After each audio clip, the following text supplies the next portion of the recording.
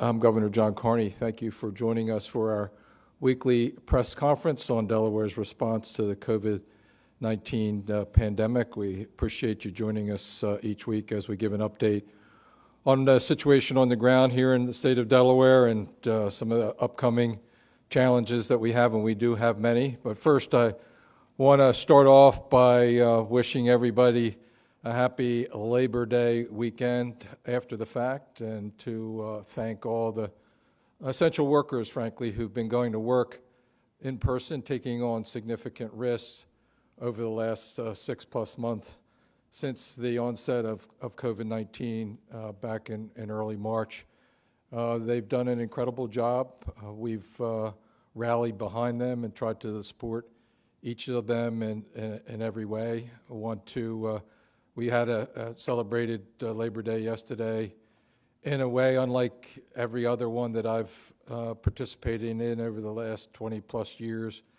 No Labor Day parade, no Labor Day picnics, no real in-person opportunities to thank all the men and women who built Delaware, defended her and our country from enemies around the world, and are so instrumental today in moving our state forward. We know that Delaware's success in the past has been a function of our strong labor force, and more than ever, we understand that our success in the future is going to be dependent upon our labor force and the quality and training of those workers. And we need workers that have skills in the trades. We need workers for high-demand positions, and we've provided resources, as we've talked about in these press conferences, for individuals to go back and get certifications and training that they need. We need workers in technology, science and technology sectors, and in continuing to grow here in our state, college graduates and postgraduates, and all the way across the board. It's going to be those workers that are going to make our state strong and competitive. It is also those workers, particularly our healthcare workers, our first responders, public safety workers, teachers, educators, that are really responding to the call over the last 6 months, and as we start off the new school year into this fall. We know that we're going to have big challenges ahead of us. We have, as I said last week, a real turning point, hopefully, with respect to the Labor Day weekend. We know that there were big challenges. The weather was gorgeous, beautiful along the eastern seaboard and along our Delaware ocean and bay beaches, and we know the crowds came and we saw those, and we'll have to see how well we did in terms of keeping social distance and mask wearing. We're going to ramp up our testing at the beach areas and continue to do the testing among teachers, educators, and students, with districts who are going back to school. I know a number of members of my staff had their children starting up their schooling this year remotely today, and we're commenting on how that was going for the little ones in first grade as well as for the middle schoolers. We know that this will be a school year that'll look different than any other, and that the remote learning that will happen this fall will look much better than what it did as schools were closed in the spring. Our goal, as I've said for a couple weeks now, is to get as many students as possible, all our students ultimately, in front of teachers, live and in front of teachers in classrooms, with fewer and fewer doing remote learning. We know that special touch that teachers and educators and staff have on a first hand-to-hand basis, face-to-face basis, if you will, is the most important, particularly for the children who need that instruction the most, that don't have quite the support that others have at home. And we also know that families and parents need that support to balance off their lives as well with work commitments and the rest. And so we're moving into a new phase of our response to COVID-19 here in Delaware. It's probably the most critical stage as we anticipate the return of the flu here in the fall, a possible resurgence. My hope is that everybody took enough protective measures and followed the guidance and followed the restrictions over the Labor Day weekend so that we don't have a further uptick in positive cases. We have seen an uptick over the last 2 or 3 weeks. We're in kind of a in-between zone, as I've been saying for several weeks now, in between really good and bad, not so good. We're better than a lot of states. We haven't seen an uptick since what we saw at the end of June, the beginning of July, as we moved out of Memorial Day weekend and into the 4th of July. We know where the challenges are. They're increasingly in unstructured environments, house parties, not so much in bars and restaurants. We are doing a better job there. That is an area of concern as well, of course, because it's where people get together. Alcohol's involved, and people are having a lot of fun, and they don't want to think about necessarily wearing a mask and keeping social distance. In fact, just the opposite. And so now we know that the focus of these outbreaks is in a young adult demographic, not so worried about coming down with COVID-19 or the risk that they pose to others in the community if they do, and having a sense of invincibility themselves. And it's not just here in Delaware, it's across the country.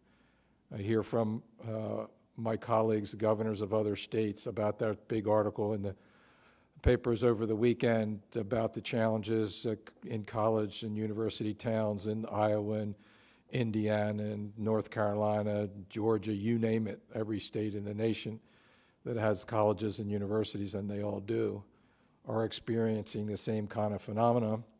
And we're trying to get ahead of it here in Delaware at University of Delaware, Delaware State University. A.J. Shaw and his team is working very closely with those institutions to get people tested, to work with local and campus police personnel in mostly the unstructured out-of-classroom, off-campus activities in Newark and in Dover that cause the real problem.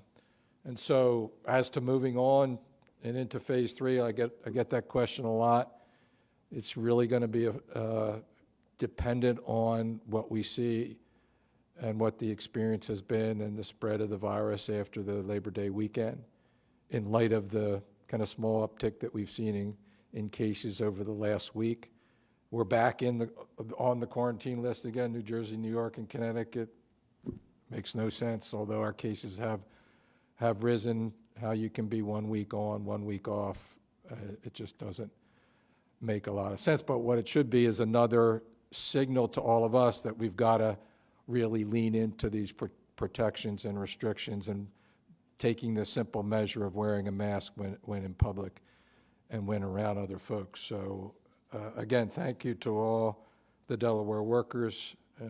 Disappointed we weren't able to share with you and thank you in person yesterday, but we appreciate what you do for our state and for our nation, particularly at this very difficult time with the onset of the COVID-19 pandemic. So let's take a look at the situation on the ground. Number of cases, 18,000 now, 609 total lives have lost, each one very precious, and of course that considerably flattened out. We don't want to see any more, but it is not growing at the rate it was, which says a lot about our efforts to protect the most vulnerable populations. Again, a partnership there with nursing homes, with the families, and we're talking about getting families the opportunity to visit, and that'll be a big help to both those that are in the nursing homes as well as the family members. Hospitalizations gone down again, so we're a little up and down on hospitalizations, still in pretty good place. Again, as a reminder, the high point was 337 back on April the 27th, I believe it was, and so we're safely in a good place there, and we're in the green zone as it relates to new hospitalizations for our gating criteria for reopening the schools. The breakdown of the cases, 4.5% positive on the 7-day average. We've had a couple days above 5%, which is the World Health Organization target. So again, I'd like to be at 3%. 3% is the target for the green scenario for reopening the schools. So we got a ways to go. We were getting there. We're down around 4% a week or two ago. Now we're up to 4.5% again. 94 cases per day. That's the biggest place we need to improve. Puts us barely back on the multi-state quarantine list. But we need that number to go down by 100% if possible. So 8,700 positive cases in Newcastle County. We saw some upticks there in the city of Wilmington. Dr. Rattay will talk a little bit about that. Positive cases in Kent County, we have seen some upticks in the Dover area. And then in Sussex County, again, we've seen some spikes in some of the areas, actually areas outside of the beach communities in Sussex County, but continue to see a larger number of positive cases out of Sussex County as a percentage of its population than anywhere else in the state. Of course, the young adult demographic with the most cases and growing and separating from the other demographics still.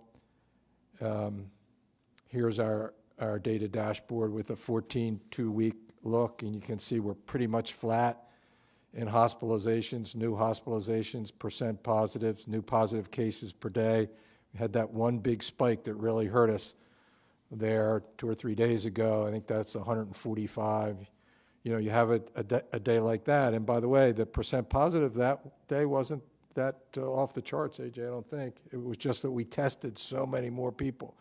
Again, why it doesn't make sense, these criteria from the other states, because we're testing those people in that instance, AJ, because there's school personnel going back into the classrooms and in our partnership and University of Delaware increasingly. So again, all those graphs on a 14-day view are flat, virtually flat in terms of the 7-day moving average. We want to be going down. We want to be getting better. I think that's the point. And that's why each of us need to do our part, and mostly just wear a mask when you're in public to protect mostly others as opposed to yourself, because so many people we know are not symptomatic but shedding the virus.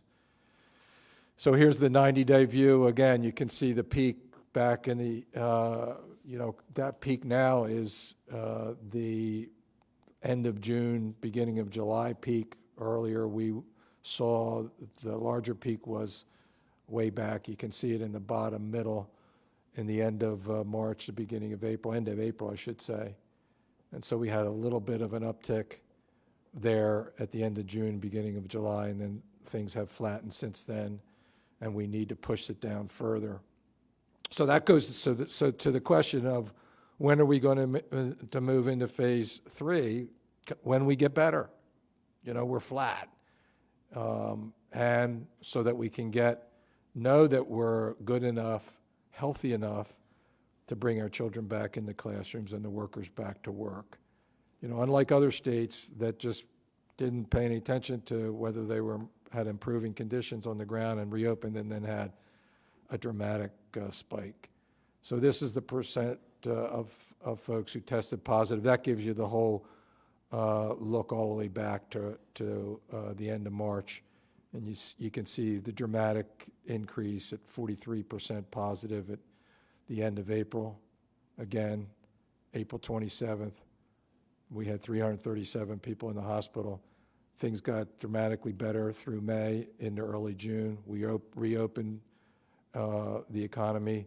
Things jumped up a little bit at the end of June and into July as the beach season started, and then we've been kind of flattening up and down since then. Point is, we need to get better.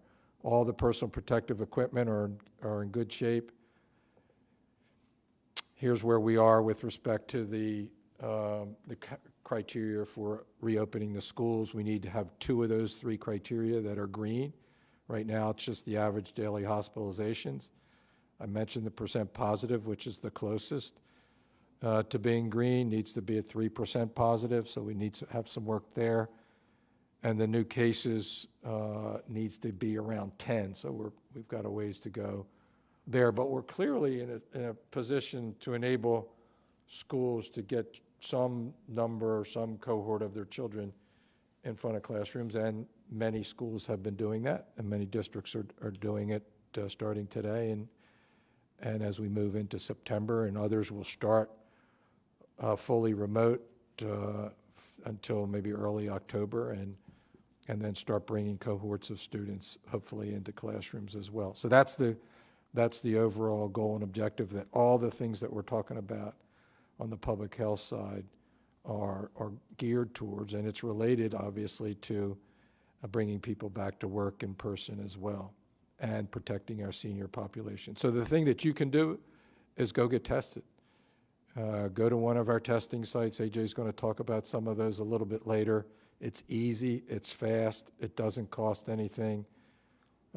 My son was telling me over the weekend that he couldn't find a free test in Massachusetts or a place that would take his health insurance. Well, that's not, you don't have that problem here. We can get you a free test. You can get in and out, really well organized and up and down the state. As I said, AJ will talk about it in a minute, and you can help us drive that percent positive down and get children back in schools. I think a couple other things. Today we started taking applications for small businesses, for small business support.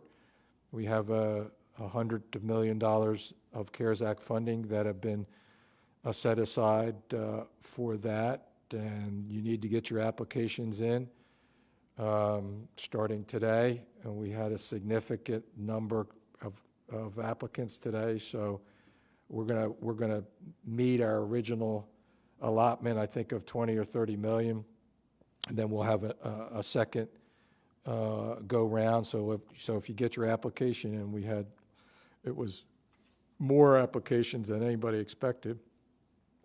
Then you get your application in. If you don't get it in the first round, you'll be in line for the second round as well.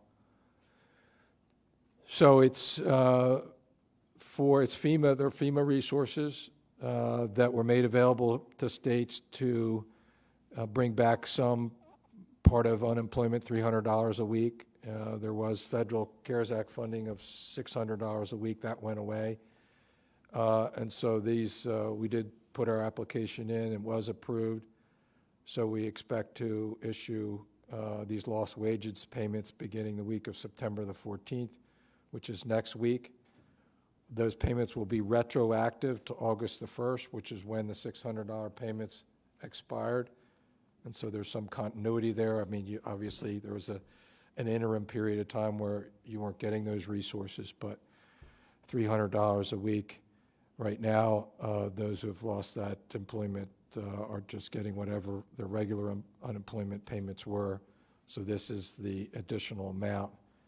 So make sure that you apply for these resources. So that's it for me for now. Dr. Rattay is the Director of the Division of Public Health, hard at work in helping us address the COVID-19. She and her staff are just doing an outstanding job, very difficult one. I'm not sure that how much about it you all learned when you were getting your degrees, but this is some on-the-ground actual firsthand experience, and the whole division is doing just an exceptional job. Talk about essential employees. You've got a bunch of them that work for you. Thanks, Dr. Rattay, for being with us. Thank you so much, Governor. So today I'm going to talk a little bit about a few things. First, I want to touch base on our slight uptick in cases and percent positives, which Governor Carney already mentioned. We are seeing a slight increase in cases and in percent positives. In fact, September 4th was one day where we saw a percent positive of 7.1% in the state, which is the highest that we've seen in quite some time. So we are looking very, very closely at this and trying to understand what may be driving some of these increases. And so on the next slide, what we are finding in the data are some geographic areas where we are seeing some increases that we wanted to highlight, but also let you know that we're looking closely in these areas. In the Newark area, 19711 and 19713 zip codes are two zip codes where we're seeing increases, where we do have a lot of UD students living off campus. Additionally, 19702, which is more Bear Glasgow, we're also seeing some increases in both cases and percent positives for all of these areas in the Newark area. And I'm going to talk a little bit more about our outreach efforts in Newark in just a moment. In Wilmington, we're also seeing some increases, especially in 19802, but also 19801 and 05, as well as Newcastle 19720. So we're also looking very closely at those areas. Our epidemiologists, our case investigators are looking for commonalities to see if we can identify any specific outbreaks or sources. Then also, as the governor mentioned, in Dover, we're also seeing some increases. So very importantly is making sure that people do have access to testing. Now, AJ is going to talk more about the testing events this week, but there are a number of testing events in these areas, and so we want to encourage people in those geographic areas to be aware that there's some increases and really take advantage of whether it's the testing events or some of the stationary testing of activities like at Walgreens, Rite Aid, even DPH clinics. So check out de.gov/get-tested to find where the testing activities are going on in these geographic areas. So with the University of Delaware, University of Delaware has reported to DPH 41 cases since September 3rd. What our epidemiologists or case investigators are finding is there's no one single point of exposure, but a number of these young adults are either in group living situations or involved in off-campus social activities, some centered around a couple of sports teams, but more so with off-campus social activities that seem to be related to or how these individuals are getting exposed. So DPH is working very closely with the University of Delaware, and we're grateful for this partnership. One thing to clear up, contact tracing is done in the state of Delaware by the Division of Public Health, not by individual entities, whether it's employers or universities, but DPH is doing all of the contact tracing for the state of Delaware. So with positive cases, we make calls to case investigate, and we find out who the contacts are, and we follow those up.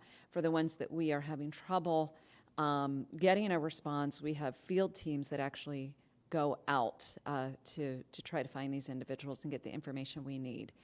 This information is so critically important for the work we're doing.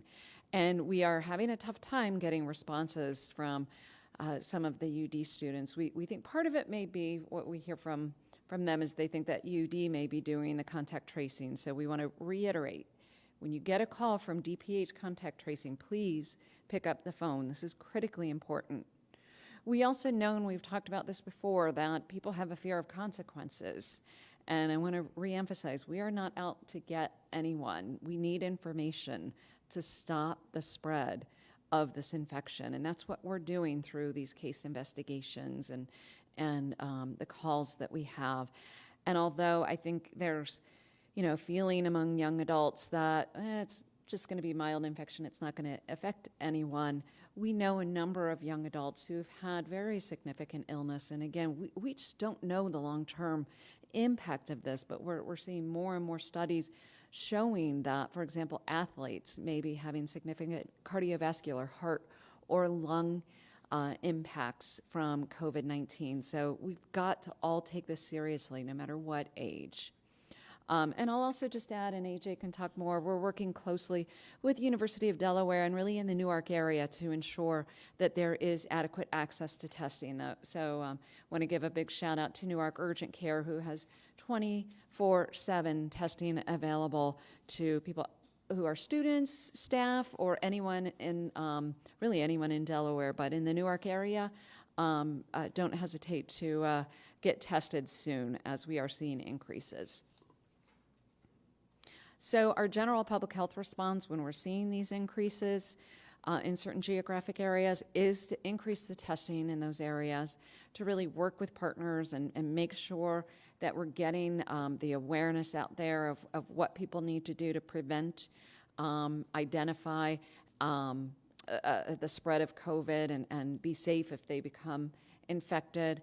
We're also working hard on enforcement. So really grateful to the city of Newark, who's doing a great job with enforcement activities, especially in the community. The Newark Police Department is really out and about. I saw them this weekend, stopping by house parties and really working to enforce the gathering limits that the city has set. The Division of Public Health, we're out in business establishments and ensuring that restaurants and bars and other businesses are following the rules for social distancing and face coverings as need be. So enforcement has been heightened, stepped up, and we're going to continue to step up enforcement in Newark and in any of these areas, especially where we're seeing increases. And then, of course, we're going to continue to do all we can to get the best information that we can from cases, as well as follow the data and surveillance like you see on My Healthy Community. And so wanted to take just a minute to talk about who should get tested. Now, anyone can get tested, and there is adequate testing available in the state of Delaware. So anyone who wants to get tested, please get tested. But if you fit in any of the following categories, it is important that you do get tested. So obviously anybody with COVID symptoms must get tested as soon as possible. But people who have been exposed to someone who has tested positive should get tested. Now, we suggest that you stay in quarantine for 14 days and then get tested at the end of quarantine, but you can also get tested in the middle as well as the end of your quarantine, just to know if you have become positive. We've talked before about employment, so whether it is healthcare providers or first responders or law enforcement, those who are especially close to people with COVID, it's important that they're routinely tested. But other individuals who are working with the public, personal care services like hairdressers, massage, people who are closely exposed to individuals should be routinely tested at least once a month. Now, the following is kind of common sense information, but I want to make sure everyone understands that if you are a person who is going to be spending time with people in high-risk categories, if you're going to be spending time with your elderly mom or somebody who has chronic underlying conditions, you should get tested and get your results back before you are with them. Students and teachers, we're really strongly encouraging testing for those who are doing in-person learning. This is one of the very important tools to keep this virus out of the school buildings. And this is an important one. Think about what you just did this last weekend. Anyone who has spent 15 minutes or more, less than 6 feet from someone outside of your household, you should strongly consider getting tested approximately 5 days or so after you were exposed to that individual. That's going to help you know if you have become infected. So I want to talk briefly about some exciting news that we were very happy to announce. Our department last week has been able to make visitation in long-term care facilities available. This is effective today. Now, outdoor visitation has been available for those who have approved plans since June. Now, our department, the Division of Healthcare Quality, can review plans for facilities to resume indoor visitation. It's important that in those facilities that there have been no new cases in the last 14 days. But if they've been virus-free in the last 14 days, they can submit a plan, which is going to include some things like on the following slide, which visitors must be limited to only 1 or 2 people. They can only come by appointment only. The visitation room needs to be near the entrance so people aren't walking through the long-term care facilities. Of course, masks and social distancing are required. Visitor testing is very, very strongly encouraged. It's not required, but it is very strongly encouraged. Additionally, staff will be monitoring and cleaning the visitation space, and if there is a new case of COVID, visitation will be suspended. But we are really excited about being able to do this now. Our long-term care facilities have done a really great job with the testing that they've done to really make cases in long-term care facilities a rarity at this point, and we know that visitation of loved ones is so incredibly important to the residents who live in these facilities. Additionally, many people have what's called a support person. It might be a family member or another outside caregiver that prior to the pandemic has, spent at least 2 days a week or visited them 2 times a week or more. That's a person who is able to provide companionship and assist with activities. Of course, for this person to be approved as a support person, it must meet the facility's approval as well as agreement by the resident themselves. But we know that this is going to make a lot of people happy to have a support person there to help provide some of their care again. And there are some restrictions on the next slide that's important.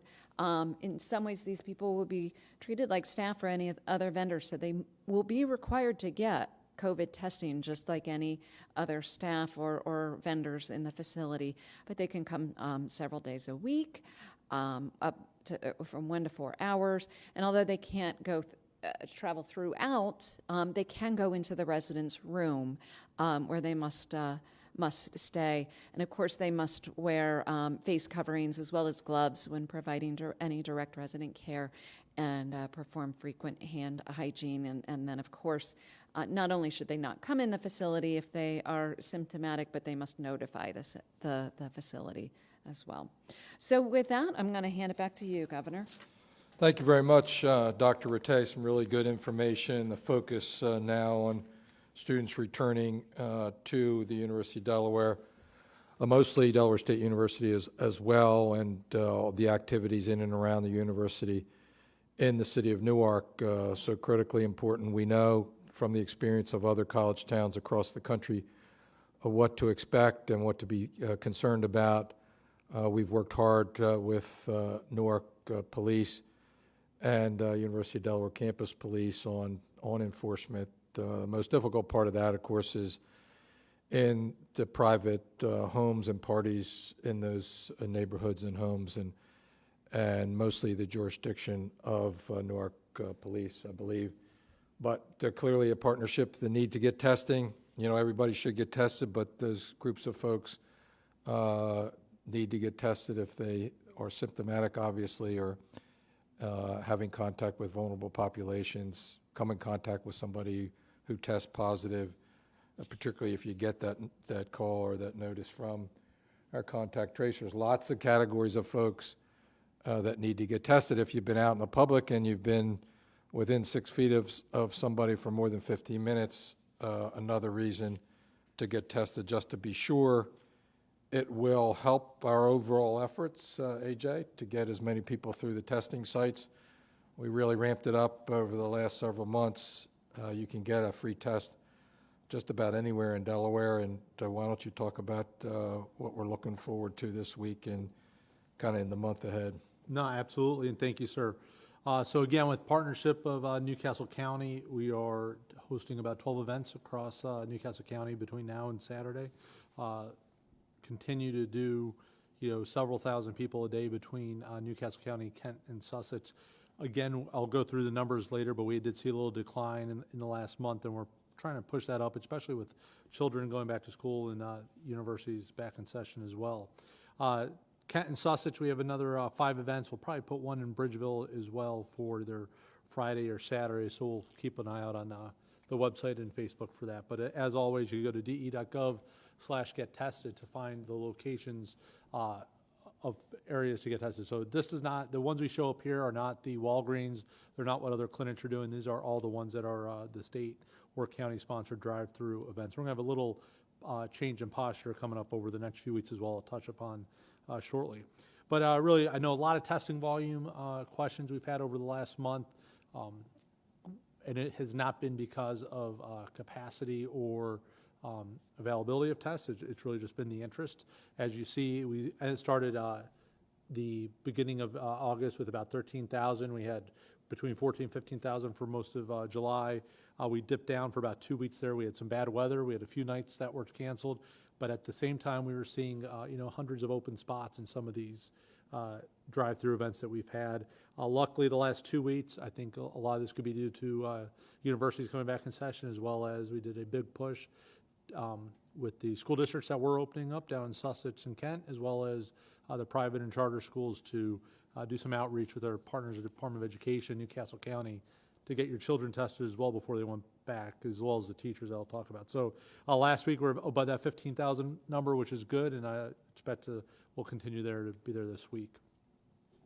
So kind of where's testing been? School districts, we've assisted 4 school districts with testing at one of their locations or 2 locations about a week or 10 days prior to children coming back in the building. So for those that have opted into the hybrid model, we will continue to support them. We've also made sure we increased capacity for areas that we knew we had charter or private schools that were doing testing. So we wanted to make sure that regardless of where somebody goes to school, they have that access. So we really think some of the messaging from our school partners and the school districts has really helped to get those numbers up as well. So we continue to be excited about that. And then school staff testing. So probably about 6 weeks ago, we announced how we were going to test all faculty and staff of all schools across the state, whether it's the teachers, whether it's people that work in the schools, administrators, or even the bus drivers. So we have tested just about 10,000. We provided links for about 10,000 individuals. As of the other day, we've had 7,000 people that have completed the test and less than a 0.6% positive rate, so just about 40 cases, and that was a few days ago. So again, risk is low. We're making sure we send those links out. We're also will be testing faculty and staff of schools once per month. Break down about 25% a week. Now, after post Labor Day, we'll start issuing those again.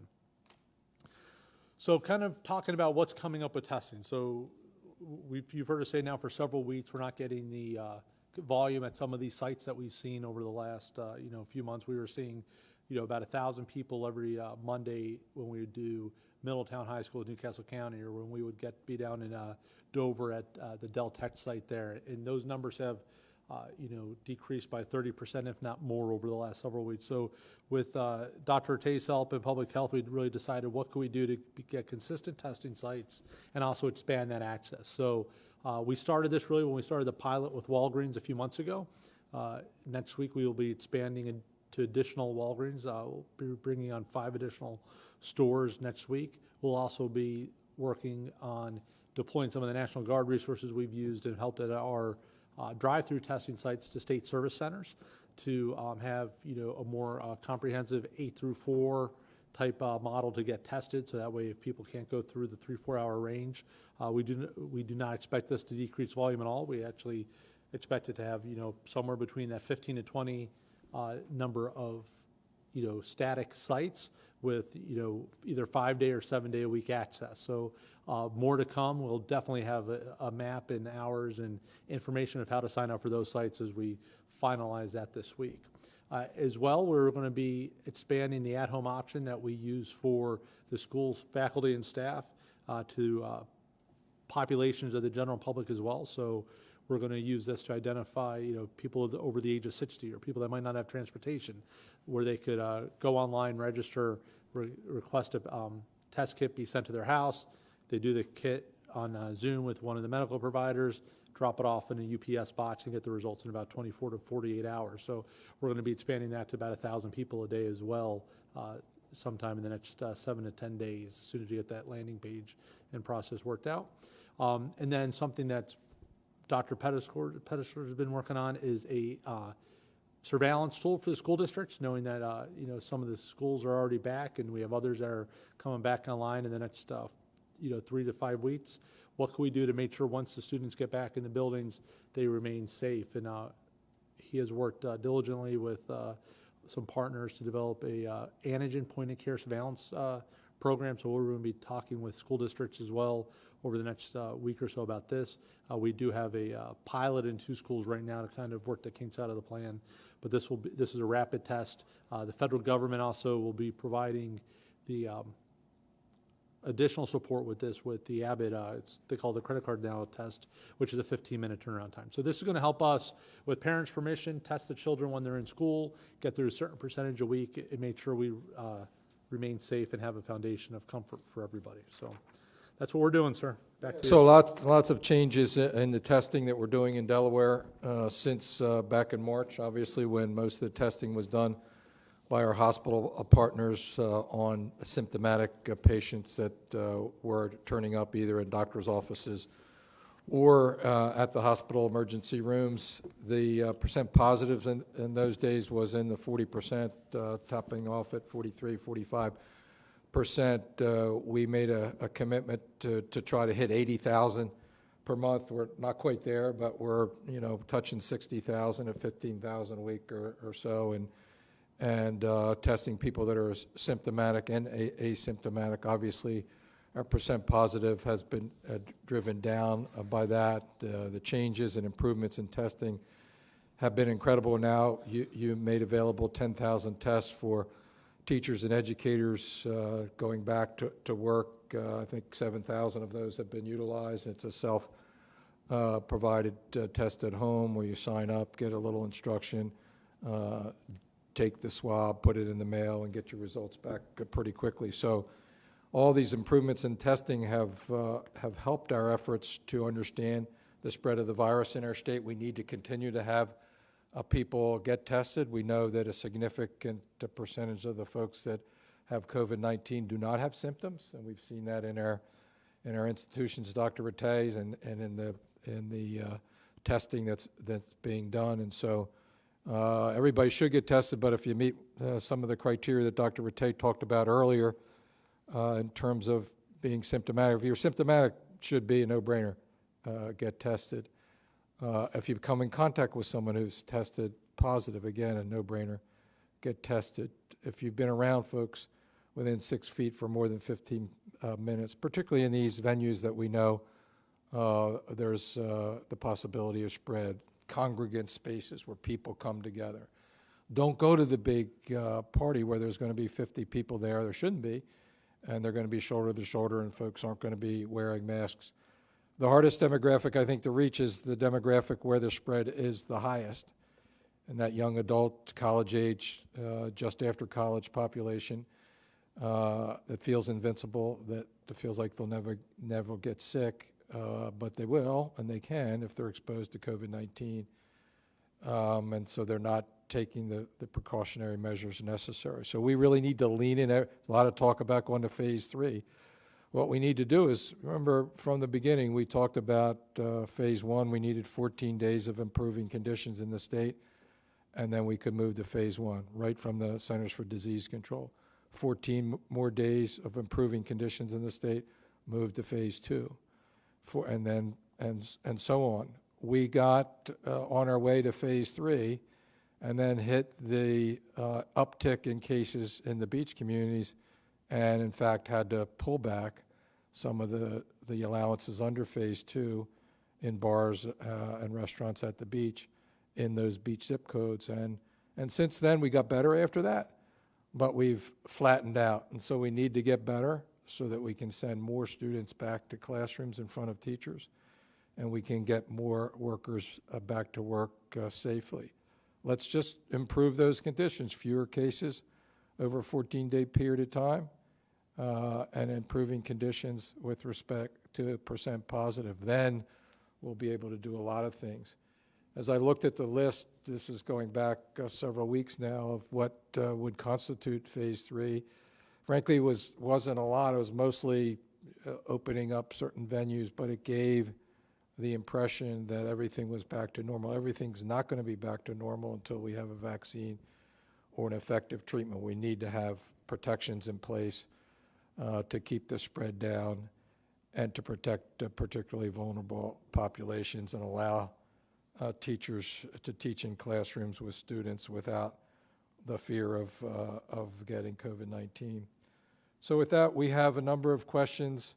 We have press that's here with us in person. We appreciate your attendance, and we have some pre-submitted questions from the press as well. So if there's somebody that would like to ask the first question. Sarah Gamard, I see, from Delaware Online, the News Journal. Thanks for joining us. Good. Can we revisit this 14-day quarantine news? I think there's still a little confusion about why this keeps happening in the state. I know, in your opinion, it shouldn't be happening, but can we go over a little bit of like explaining to people why Delaware's on the list, why, in your opinion, it should not be on the list? Yeah, so they have criteria. When I say they, I mean New York, New Jersey, and Connecticut. And there are other states that have similar ones. And they have two criteria that if you fail on one or the other, your residents are subject to their quarantine. So if somebody from New Jersey travels to Delaware and they come back, they have to quarantine for 14 days. That's a pretty big impediment for traveling here. And if you are traveling from Delaware, say a student going back to the university and college in New Jersey, you have to quarantine for 14 days. So the two criteria are 10 per 100,000 new cases per day, so roughly a target of 97. Figure we have 974,000 people, so 97. And then 10% positive. But you have to meet both criteria. We're way below the 10% positive. But we're right on the edge on the new positive cases on a 7-day moving average each week. And so 1 week we're at 85, and then this week we're at 96. It's stupid, right? I guess the answer is you've got to have a cutoff somewhere. But anybody that's on that edge, it should be both. You have to fail both, because we could fix it easy. We could just do fewer testing, right? And not find those additional, once we get to 80-some, stop. We're not going to do that. It doesn't make any sense. It's not responsible for public health. But that's what having those criteria do. Most of this is run, I've had good conversations with Governor Murphy in New Jersey, but we've not been able to get through to the Health and Social Services people in New York, who run the numbers and just blindly, add up the sheet each week and add states and subtract states and the rest. And they won't show us their formula or their methodology. We were also caught in, we add cases if they come late from the Department of Corrections, but they're 2 weeks ago. We'll put them on as they should be reported, and we do, but we report them as the date that the test was made. Well, they take it from the cumulative on a week-to-week basis, so they add that in, which gives a false impression of what's happening in our state. So that's kind of a long explanation about why we're on again, off again. Why it's relevant is because we have people that travel a lot in between states. And in particular, we have travelers who love to come to Delaware beaches. And that's where a lot of the pushback has come from on our side. Why are you allowing this to happen? I had 20 reservations canceled because of this quarantine. And then guess what? The next week, they're able to take those reservations. That just doesn't make any sense. Okay. And so, can we talk about schools for a second? Sure. Have you been able to talk to Department of Ed officials at this point about what they're seeing on the ground, any concerns they have for students who are doing online learning? Yeah, so I think it's a little bit early. It is a focus of ours. We want to know both how are they doing remotely, and I think the answer is it's already way better than it was in the spring. Okay, that's qualitative. That's not very quantitative. Our objective is to get more in front of teachers more often. Not every day, every part of every day, but some in-person instruction, just richer. It's, you know, and the students, I can think of my own days mentoring down the street at Warner Elementary, a little third grader, helping him read. Like, I couldn't have done that remotely. You know, a third grader like that, it's hard to do that kind of intense, you know, that close protectively. So, yeah, we've got a lot of schools out there, public and private, that are doing this remote, more so on the private side, by the way, but we'll have some experience. I expect over the next week or two that we'll be able to have some indication about what works, what doesn't, what you got to be careful about. Already they're learning, just anecdotally, talking to educational leaders. It's going to be leaders and teachers really leaning into it to understand what works and what doesn't, both in terms of remote instruction as well as the new configurations in the classrooms with the protective shields and measures. What about the little ones interacting with one another? Mask wearing in particular will be a big thing. But we're confident we can do it. Okay, thank you so much. No, thank you, Sarah.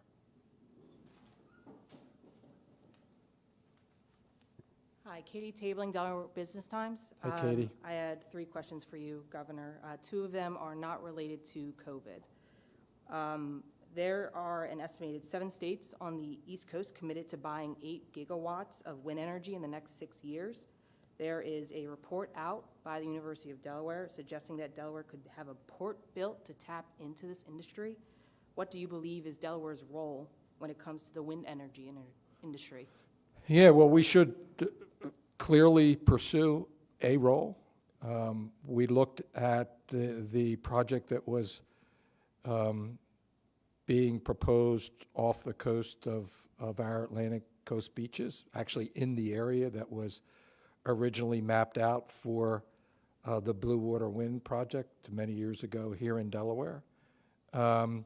When that project was approved by the Maryland legislature, all those support services and jobs that were associated with the industry had to be across the bay in the greater Baltimore area. And so there wasn't a lot of benefit to us there.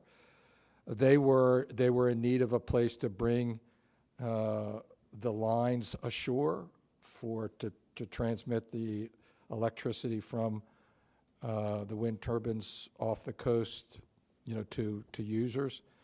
And they looked at bringing it on at one of Delaware's parks down there and pay some amount of money for that, which would have enabled us to use that for parks-related purposes. And so it's something we ought to continue to look at. I'm not familiar with what you just mentioned, but certainly something that we'll be looking at. One of the things that will drive that is that we supported legislation that would have increased our renewable portfolio standard, RPS, which is the requirement for a certain percentage of the electricity that is purchased here to be renewable, right? So to up that, I think our target now is 25% by 2025, something like that. There was a bill that we were working with Senator McDowell on that would have moved that up to 40%. So this would be a good way of doing that. In 2018, there was a offshore wind working group, and it ultimately recommended to explore other future projects in the Mid-Atlantic region, and explore making scalable purchases. 2 years later, do you have any concerns about whether waiting any longer would leave Delaware behind to tap into economic and environmental benefits? Yeah, I always wonder about that, worry about that, whether the best thing you can do is to purchase the energy generated. Obviously, if it's off our coast, it's right there. So the electrons, it goes into a larger system, but that would make some sense. In addition, it would enable us to meet our renewable portfolio standard objectives, right? So that we would, be able to purchase the energy generated by those But there is certainly a first mover advantage. We thought we were the first mover back in 2007, 2008, and it didn't turn out. And it didn't turn out mostly around this significant drop in natural gas prices, which made the comparison between combined cycle natural gas generation much less costly than offshore wind generated.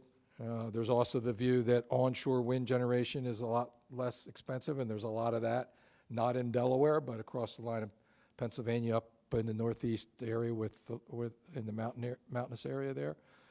So, yeah, but with respect to the jobs associated with building, installing the offshore wind mills, the boats, the port activity, all of that, I think there is clearly a first mover advantage, and we may have lost that opportunity when our Blue Water Wind project went down. My final question for you is about the omnibus executive order last week. Among many things, it outlines businesses have to be more stringent on face coverings, including for customers coming in, and even encouraging to provide face masks for people, customers coming in. Do you have any concerns about adding this, whether this may add more of a burden onto our business owners? Absolutely. I'm very concerned about anything we would do now to add an additional financial burden on business owners.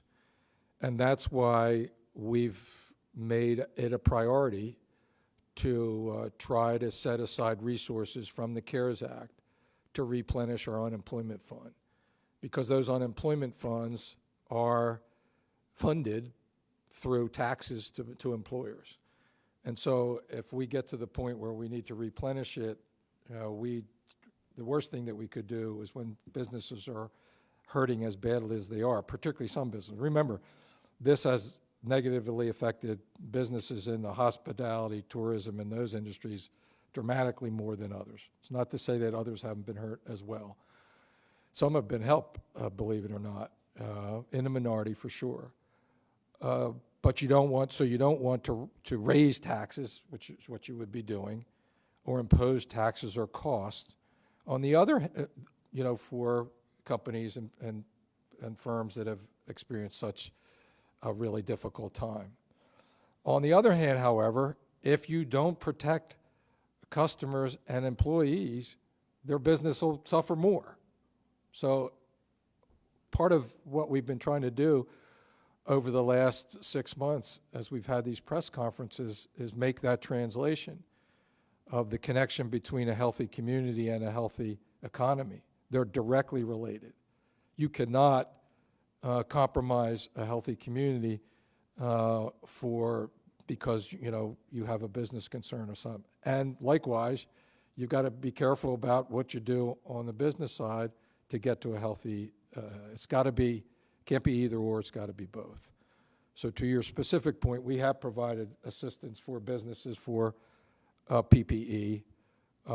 We know that wearing masks makes a difference.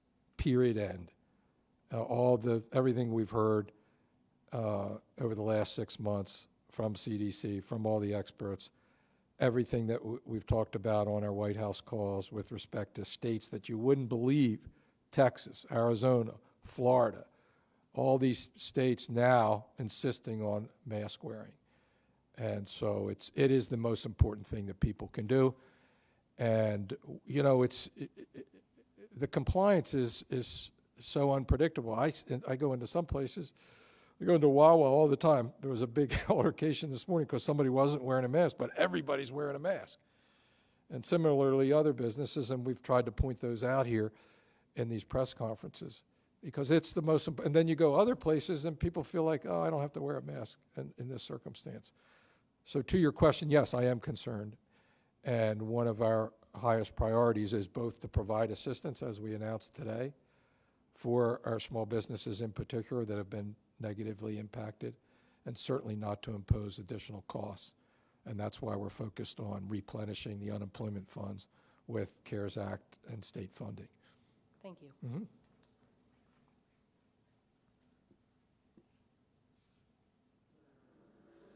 So I think we have some pre-submitted questions. All right, first question's from Mallory Metzner at WRDE. How did reopening bar seating in beach towns for Labor Day weekend go? Was any enforcement needed, and were any citations issued? Well, I'll leave those questions up to Dr. Rattay, but I will say that it was a beautiful weekend, and there were huge crowds at the beaches across Delaware, in New Jersey, and Maryland. And as I said going into the weekend, this is going to be a big test. And we won't know the answer to the test today, I don't think, but we'll know in the week or so beyond when we see what happens at our testing sites. We got testing sites down in the beach communities this week and across Delaware. Dr. Rattay? Yeah, so to clarify what we did last week and began on Friday was to allow sit-down dining at bar space at the bars in the beach areas. People needed a reservation, needed to be distanced from non-household members, but it went well. We had a DPH staff person down at the beach checking out the beach bars. They did not notice any concerns, and no citations were provided. The next question's from Mallory Metzner at WRDE. Is there a timeline for Phase 3 now, and what will Phase 3 look like for people and businesses in Delaware whenever that time comes? Yeah, so there's, I've talked a fair amount about this already in terms of moving to Phase 3.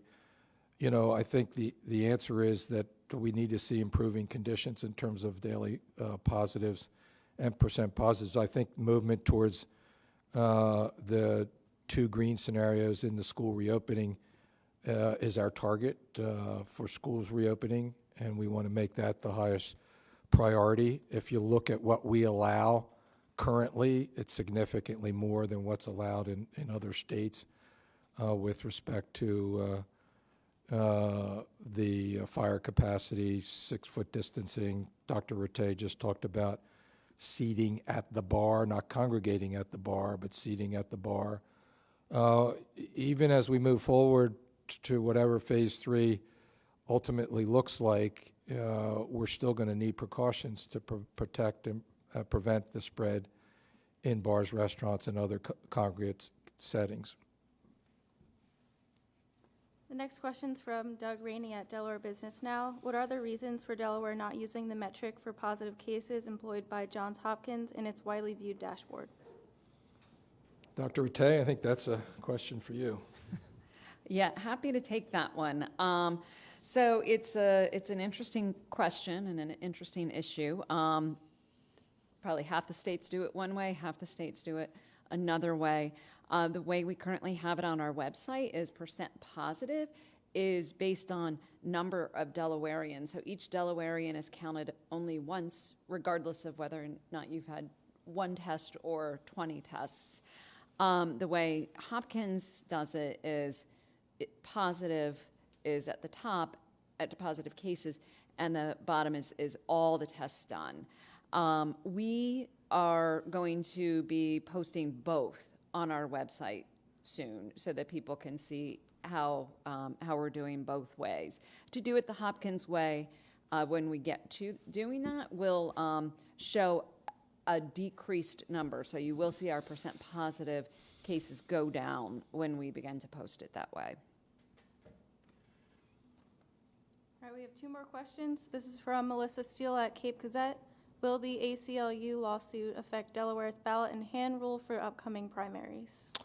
I don't think so. The ballot in hand rule is part of what the legislature just passed, and so it is the law as we understand it. We've got a primary next week, and I don't expect any changes. So we're encouraging, we want to see as many people vote as possible and to vote safely. That's the whole purpose of mail-in balloting. I've tried to stay out of this myself as somebody that's on the ballot, but we're encouraging people to get their mail-in ballot mailed by the Friday before the Tuesday primary and by the Friday before the Tuesday election. And if they're not able to do that, the law allows for drop boxes so that they could, take it to Department of Elections in each of the counties.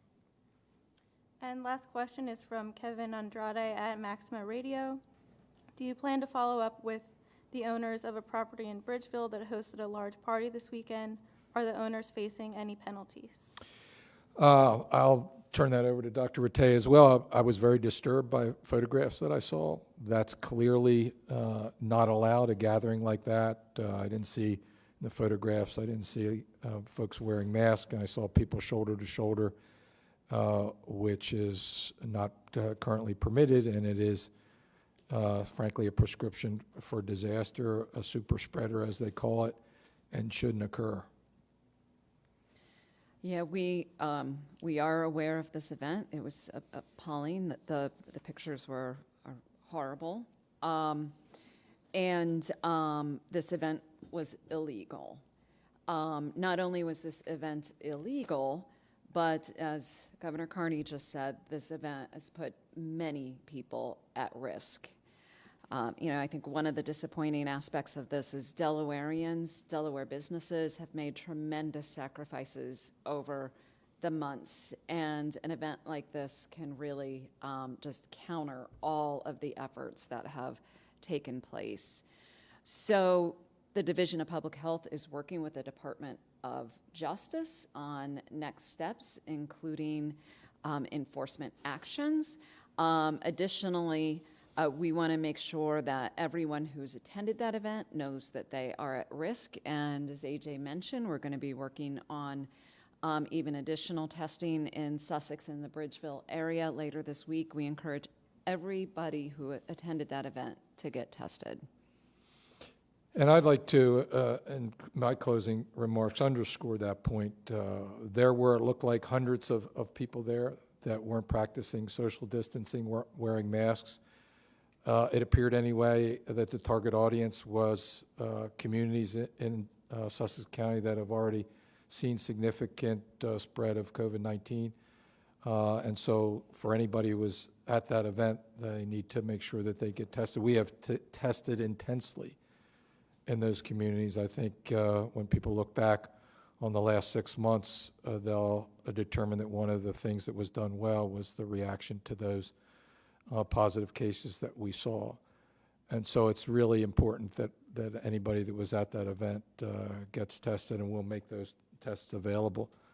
So, I think the message as we close out today's press conference, the message today is the same as it's been for weeks now, that if we want to get more workers back to work, we want to get more students in front of teachers in classrooms, if we want to have a kind of more normal way of life in terms of circulating. I can tell you that as a sports fan, it's made a huge difference being able to sit and watch my favorite Philadelphia Phillies teams. The Flyers were exciting to watch until the last game, but the fact that these are going on, this is kind of entertainment that's an important part of our lives, but it's being done in a way that's almost bizarre, with no fans in the stands. They have the cutouts, which I think is a really great thing that they're doing.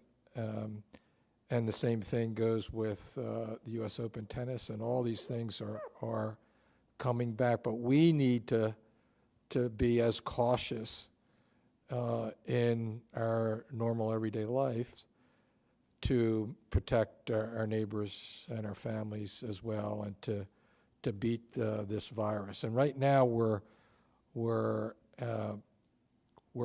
have an upper hand, but we're not completely winning. We're not hammering down this virus like we need to, and that just requires everybody to lean in just a little bit more, and to wear that mask when you're in public at whatever the occasion or event is. So here are our basic requests. Be smart, get tested. We have significant testing resources available.